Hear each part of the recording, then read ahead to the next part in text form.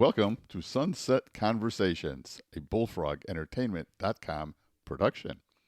I am your host, Papa Mark Lichterman, along with my partner, production coordinator, Mark Florkowski. On the 15th and 30th of each month, we will present you with an interesting and entertaining topic. One exception, that pesky February will be the 28th. Our podcast is a mixed bag of our daily life experiences as they relate to us and all of you. We look at personal observations. These may include such topics as fruits, coffee, teenage relationships with grandparents, traffic, vacations, daily frustrations, and joys. Our goal is to show the audience how ridiculous, silly, and of course joyful our lives can be. Each episode will end with a big smile, like when eating ice cream.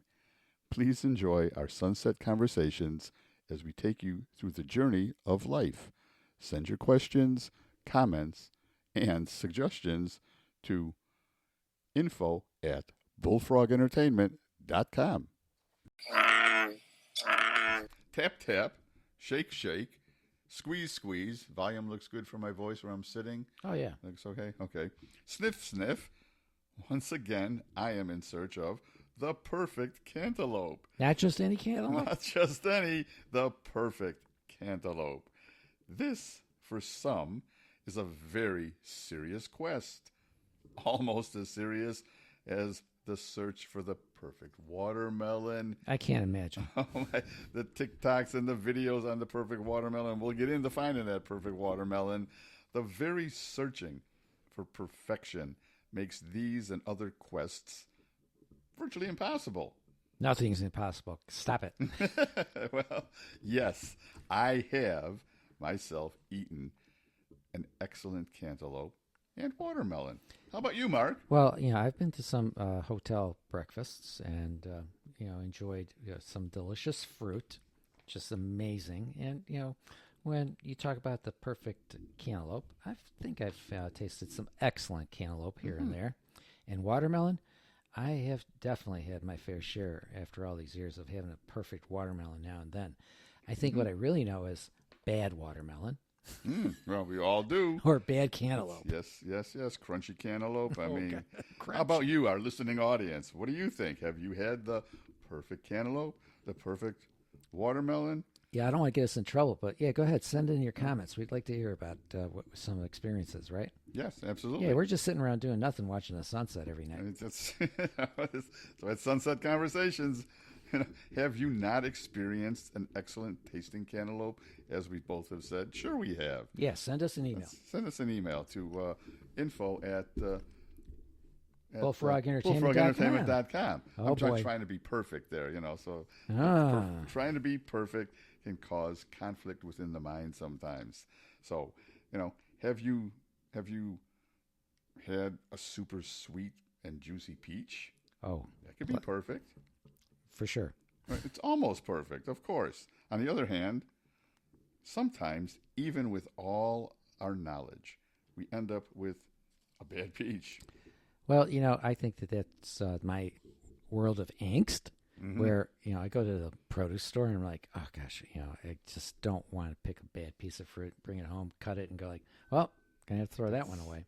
And that's the whole premise of, I think, this podcast today. Yes, you can get a bad cantaloupe and, of course, yes, a watermelon. What somebody forgot to do, Mark, is color code fruit as it ripens. So that when you go to the produce store, you go like, oh, I know that one is just what I want. That one's exactly the one I'm looking for. Yes. Hey, how about other life experiences?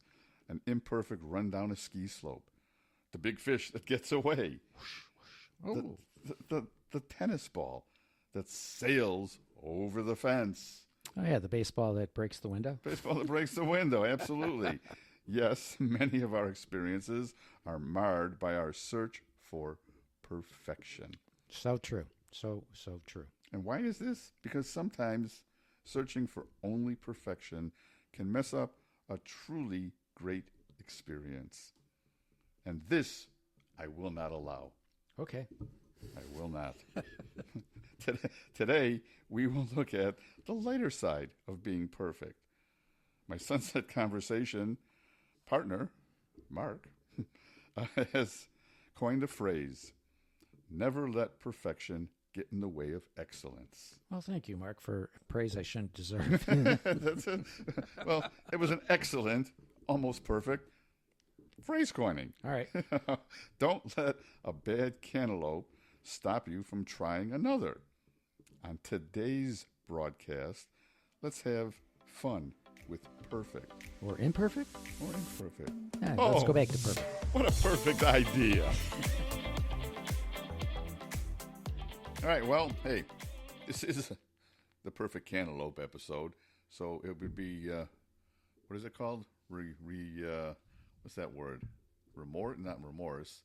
There's a word for it. I don't know what it is. Again, that's my Well, what's the feeling that you're trying to express, Mark? Well, if we didn't talk about cantaloupe. Oh, remiss. Remiss, that's it. It was an RE kind of word, yes. Yeah. It would be remiss, right?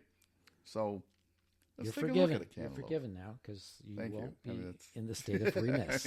Yes. So let's take a look at cantaloupe. Looking at the cantaloupe happens to be one of the most important things, as well as some others I'll come up with here. But the color of the cantaloupe is supposed to be a rich golden yellow or a cream color. And hey, the important thing here, because everyone's cream color, golden yellow color can be different, is if you see green on the cantaloupe, greenish tints in that, it's not ripe. Just don't pick that cantaloupe That's up. perfect. It's color coded. It's color coded. That's what I need. That's yes. Now, that's exactly right. I'm going to have far less angst going into the produce store looking for a cantaloupe. It's like, okay, I know these guys. They're not even going to make it into my basket. Yes. Here's another one that should be easy for us to. Easy, I say. Stem scar. What's stem scar? You say? I say. Well, hey, think of the belly button. Okay. It's an innie. All right. If the cantaloupe That's has cool. an innie belly button, then it was picked when it was ripe. Well, that was easier than I imagined. I thought we were like going to look for a good-looking scar. That's no scars. It's the innie belly button. Cantaloupe might very well be good. So tell us, Mark, are you an innie? I'm an innie, yeah. Hey, in the beginning I talked about sniff, sniff, touch, touch, or whatever it was, squeeze, squeeze. Feel. You got to feel the cantaloupe. Softness, gently press, not hard, gently press on the flower end. Now that's the other side from the innie belly button, in case you didn't know. It's like the back side of the moon. That's it. Yeah. Hit the butt of the cantaloupe, yeah. And, if it springs back gently, I guess you're okay. Well, you better have a good set of hands here. So you can see someone going through this in the store. The important thing, again, for the softness in that is just avoid the mushy cantaloupes. You don't want mushy spots on your cantaloupe. This is confession time, Mark. I want to know, how do you feel when you see people trying the grapes or the fruit because they're just scared that they're going to buy a bunch of grapes and they're going to be sour, not very tasty. I can remember growing up, I did try all those things. Oh, you did? Today, though, I've been inundated with, oh my God, that stuff hasn't been washed and everything else. I'm afraid to eat a grape. And I'm not afraid the store is going to nab me. I'm afraid I'll get sick from eating a stupid grape that hasn't been washed or has been fingered by 20 different customers that came in. Next time I go to the produce store, I'm going to be watching for people feeling up the cantaloupes. Yeah, check it out, okay? Skin texture, it should be smooth. Aroma, that's the sniff. And then, basically, we got the perfect cantaloupe picked out at that point.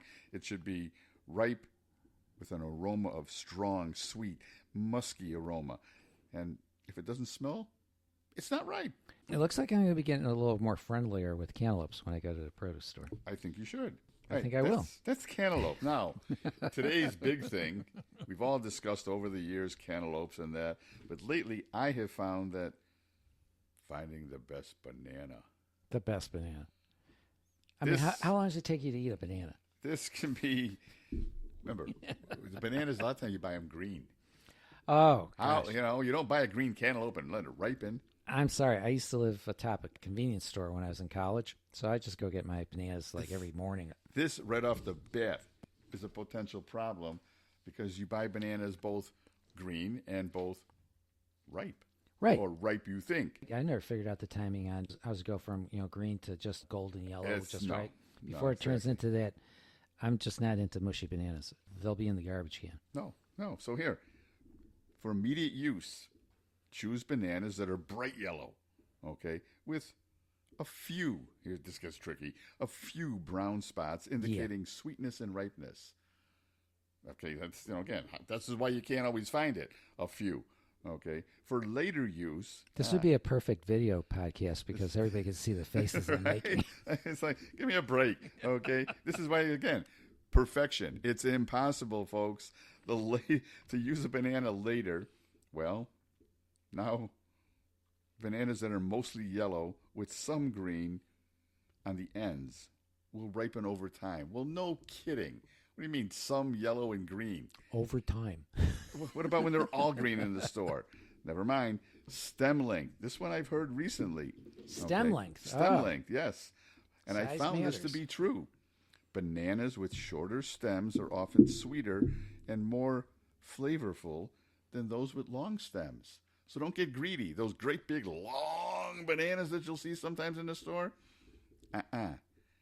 Those are probably not going to be a really good banana. That one I have found actually to be true. Hmm. So texture, appearance. So what are you saying? We're going with the stubbies. You should go with the stubby bananas. All right. Yeah, yeah. Okay. Now, a lot of people say, how do you keep bananas fresh for longer periods of time? Well, we are all learning. I'm learning. Wrapping that end with plastic or whatever helps because of the gassing. Yes, they got banana hooks, and you know what? They actually do something. They stop the banana from being bruised, and they prevent spoilage to some extent. Wrap some, what do they call that? Plastic wrap We wrap around plastic around wrap. the My wife stems. wraps some kind of paper over it. There's all Very she's interesting. creating all new ways of doing some kind of banana wrap. Plastic wrap is a perfect thing. And actually, the gas is called ethylene. Who would even think ethylene? Isn't that what's in our cars? 10% ethylene or something? we're, we're eating. We're eating a shell There's gasoline a joke banana. in there too somewhere, but I'm not going to go there. Okay, keep. Here we go. This is important again. If you want that ripe, perfect banana. First of all, if you wrap them, you can extend it by up to 5 days. So there you go. You got a week almost of bananas, but keep the bananas away from other ethylene producing fruits like apples, avocados. Those kind of things can actually cause your bananas to ripen even faster. Oh boy. So you get that fruit bowl thing, and you put the bananas laying in there with the apples and Wow. everything. Everybody, we're going to have to put some notes out on bullfrogentertainment.com. Yeah, I mean, who would think it's so involved with a banana? This is even harder than It's too involved. this is harder than a cantaloupe. Okay, refrigerate your bananas only when they're fully ripe, and guess what? That'll slow down the ripening. And here's something I learned. I didn't know this. I have always froze my bananas, and I don't freeze just the black ones. I freeze the ones that are still good to eat because when I make banana whatever, Yeah. I don't like just the black ones because it's so sweet. I like some banana texture. Okay, Right. important though. Always freeze your bananas by peeling them first. This I've never done, Oh, okay. and even slicing them. Mm-hmm. And I guess that has something to do with the texture thing later on. So that's just a little tip for our listening audience. You let us know too. What do you do with your bananas? And that's about all I got on bananas. I'm glad because I think that was a lot. It's a lot of banana. Well, hey, after all of that stuff on bananas, how can we not talk about the perfect watermelon? Hold it right there, buddy. We did a lot of talking about bananas, and now we're going to talk about a fruit that's like 10x the size of it. The other one. The watermelon. I'm watching the clock here. Let's see what we can find out. Okay, let's go. Weight and size, okay? You got to choose a watermelon that feels heavy for its size. What does that even mean? Feels heavy for its size. Of course, that means there'd be more water content, and some say even more sweetness. I don't know. Skin appearance, lots of people talk about that. Dark, dull skin. Avoid the shiny ones. Wow, let's get I mean, superficial about this. who's going to?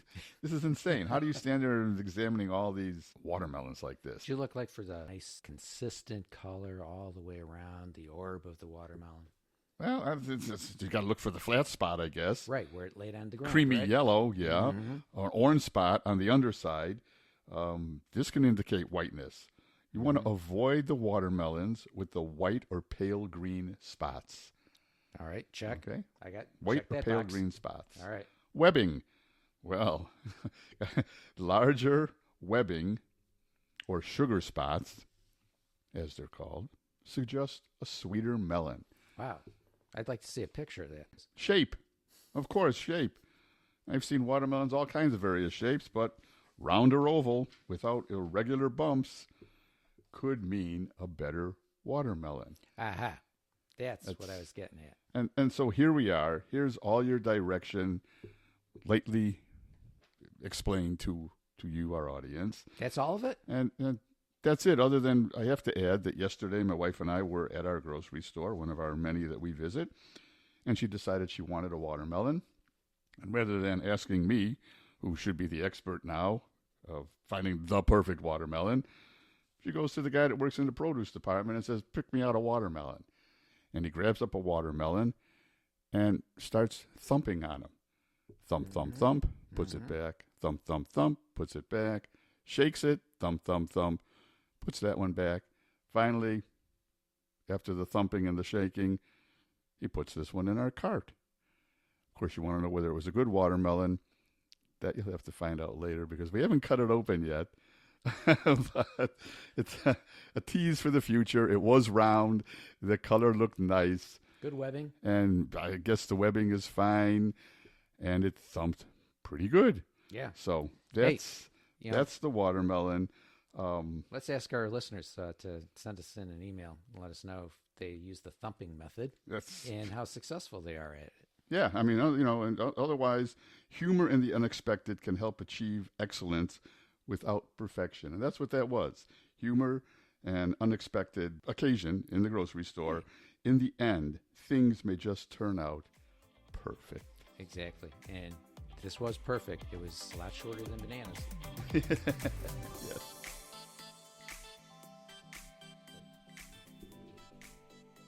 So, as I just mentioned, about humor and the unexpected, and if you're trying to be perfect, don't worry about it so much that, in the end, things might just turn out being perfect. Anyhow, Yeah, we don't let perfect That's- people into the studio, do we? you can't let it get in your way. Right. There's stress relief. Humor can reduce the stress of trying to be perfect. In this little segment, I'll tell you some stories of things that turned out to be perfect, where I wasn't looking for perfection, and there it was. As I said, it may just turn out perfect anyway. Right. Took a trip with some friends. We went to Savannah, and we had someone picking us up at the airport, and we were worried. We want this to be perfect. We don't want to miss the guy. We'll miss our ride. How will we ever know who or where the guy's going to pick us up? Yeah. And down we go to get our luggage, and it's like crazy. We're the only people coming down the escalator. Wow. And here's this little man standing there all by himself with a sign with my name on it. Perfect. There he is. How could it be any easier? We didn't have to look left, right, or anything. We walked right up to him, got in the car. Perfect example of perfect happening without even realizing it. Mm-hmm. Things that can help you with being creative when something that you wanted to be perfect doesn't happen. Mm-hmm. Same trip, we had a fishing adventure set up. It happened to be one of those blue moon, super moon times of the year. And when we called the fishing captain to say, where do we meet you? What time this morning are we going? Or whatever. He said, well, sorry to say, but we're not going. I don't want to just take your money. All the boats are tilted in the harbor. The moon was so big, so strong, and the tides were so unusual that there's no water in the harbors. Oh, wow. So, again, our supposed perfect fishing adventure, not to worry. Again, we use laughter, humor, creativity, and we end up just taking our golf cart and cruise the island, explore things we might never have seen, and have absolutely the most perfect day. Laughing at mistakes. This is a good one. This goes back 40 years or more. I wanted to impress my wife, who was just a new girlfriend. Uh-oh, this could be a bad And ending. I knew a flower guy, Ziggy the Flower Man, and he had what I thought was the perfect flower for this new, beautiful woman that Mm-hmm. I had met. And I said, Ziggy, what is that flower? He says, oh, this will impress your new girlfriend. It's the perfect flower.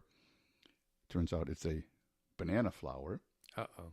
Very unusual, very expensive even 40 years ago.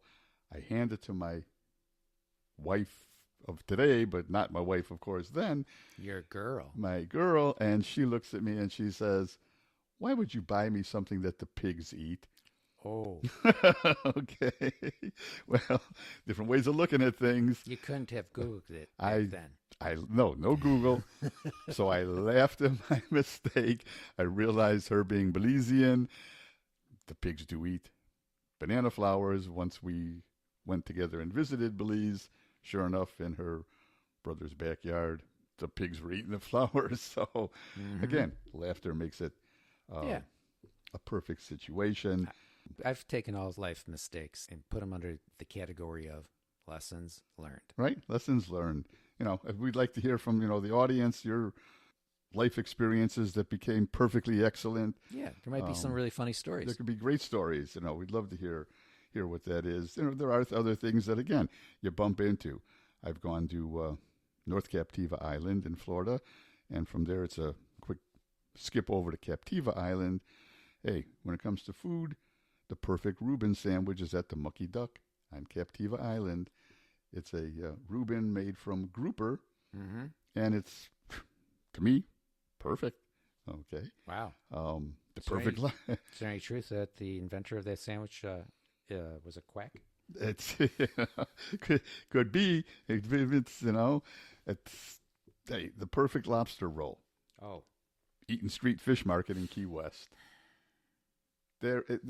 They gave us a sample, and I said, okay, so when you make this into a sandwich, um, and you add all the other stuff to it, all the celery and all of this and that, and the guy looked at me and said, what? No, that is your sandwich. We just put what I just gave you in between the bread. I mean, it was 99.9% just lobster. mm-hmm. It was perfect. Yeah. Perfect. Perfect key lime pie. Always on a search for that. Of all places, again, I did a whole Key West and Florida Keys adventure. Um, and hey, just like the president, we're getting phone calls while we're in the middle of something. The perfect key lime pie. Well, again, one of the places you wouldn't expect to find it, at least in my world of perfection that I'm inadvertently searching for, a French pastry shop Mm-hmm. on Duval Street. It was so perfect, they're out of business now, I guess, when I looked them up. That's why I'm not mentioning the name, because they're not there anymore. But it was perfect to me. Yeah. Perfect vacations. Basically, all of them. I go to England, it's perfect. Disney, how could it not be perfect? Although there's people that will not agree with that. Savannah, Norway, Belize, North Captiva, and Key West are all, to me, were all perfect vacations. I do not actually remember an imperfect vacation, having never made any of those vacations initially perfect or to be perfect in my mind. They just happen. Perfect times are hanging out with the grandkids, with family, with friends. How can it not be perfect? If for nothing else, perfectionism, here's my belief. Be careful what you wish for. When a wish comes true, you truly need to embrace it and never wish that it could have or should have been more perfect than it is. Just embrace it Mm-hmm. and enjoy it. Yep. Many of us are on a continuous quest for the perfect world, for the perfect life. Good luck with that. Here we go. All right. Well, before we get to the conclusion, which I always have a conclusion at the end of all of our podcasts, and I hope all of you enjoy it, I have to touch on nature and, hey, the perfect sunset. Mm. Even with clouds, whatever it is, how can you not have a perfect sunset? Look at our Sunset Conversation homepage, All sunsets are perfect. right? All sunsets are perfect. So, accepting that nothing is perfect really does offer numerous benefits. Oh, yeah. Real quick, I'm not going to go into each of these. I'll just list them out because List them off, Mark. Let's go, man. Try not to be perfect. It reduces stress and anxiety. Feel that? Take a breath. It improves relationships. Yes. Yeah, there's a few married people I know. It enhances creativity. Amen. Otherwise, we would not be very creative at all because we'd be trying to be perfect during this whole podcast thing. It promotes resilience.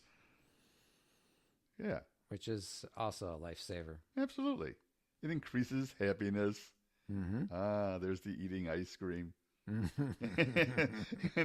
it fosters personal growth. Have we not grown, you and I, in this whole entire production? Absolutely. We've been. We've learned so much, and we're a lot different than when we first started. 110%. Okay. Yeah. It's ultimately this is it. Accepting imperfection liberates you as an individual. All of our listeners, I hope, understand a little bit of that.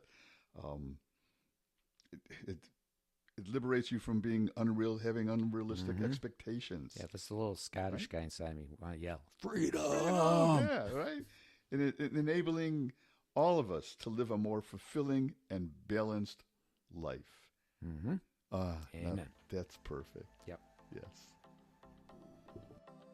So, after we learned that by accepting that nothing is perfect, other than also learning from that the numerous benefits of learning that we should accept that nothing is perfect, it is once again, that was a tongue twister almost, but it was... You want to try that again? No, I think, you know what, I'm going to leave it just like it is. All right. Not perfect. Well, go on, because I know what you're going to say next. It is once again time for the conclusion. All right. Here we go. Just in case you don't know, even Mary Poppins is not perfect. What? Yeah, really. Don't upset my childhood, myths, beliefs. It's true. That's another episode. It's true. Oh gosh. She is, as the saying goes, perfect, practically perfect in every way. So at times, she may be perfect, and at times, she's not. I have found that the most perfect times are the ones that are intangible. Mm-hmm. I do not work to acquire perfection. I, though, also, and this is important, do not sell myself short by saying, well, that is good enough. That would not be a proper thing, I think, to do. As we all strive for the excellence in our day-to-day lives, we must understand one important factor. My excellence may not be the same as yours. So as long as I stay true to myself, I will have excellent experiences.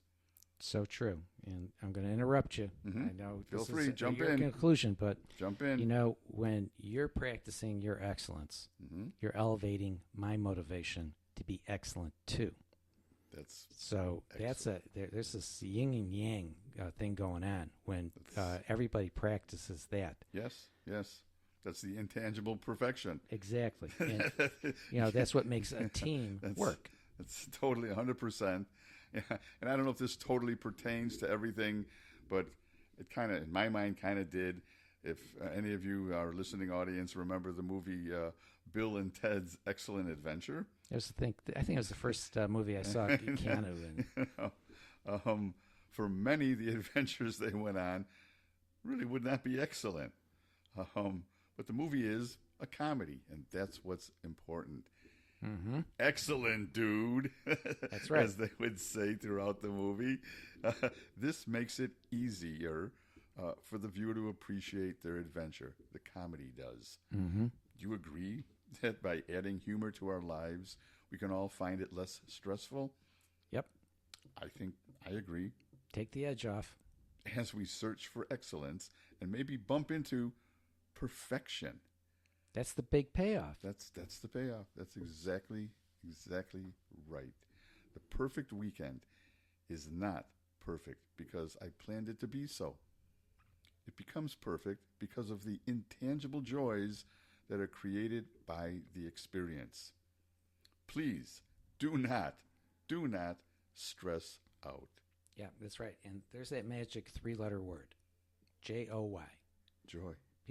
People, think it's only a word you see on a Christmas card, but it's actually so much more. So much more. In fact, I don't know, wasn't even, what's that movie? All the parts of the human mind is joy. One of them, I think. Can't remember. Well, I could look that up on Inside Google Out, right now. the movie Inside Out. Oh, you know what? I still have to see that think movie. joy I have to is- admit that.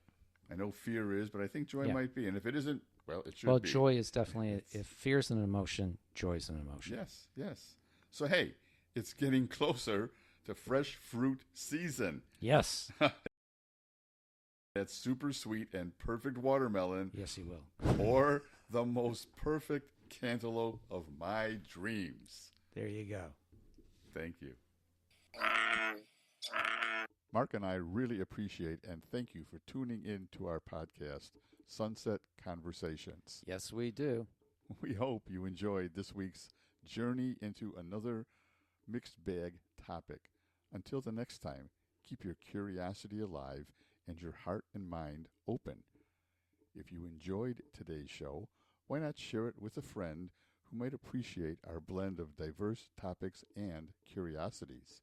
And don't forget to subscribe wherever you get your podcasts to catch our next episode. Please visit our homepage, bullfrogentertainment.com. There you will find our podcast notes and links. We look forward to your questions, suggestions, and comments. Send them to info@bullfrogentertainment.com.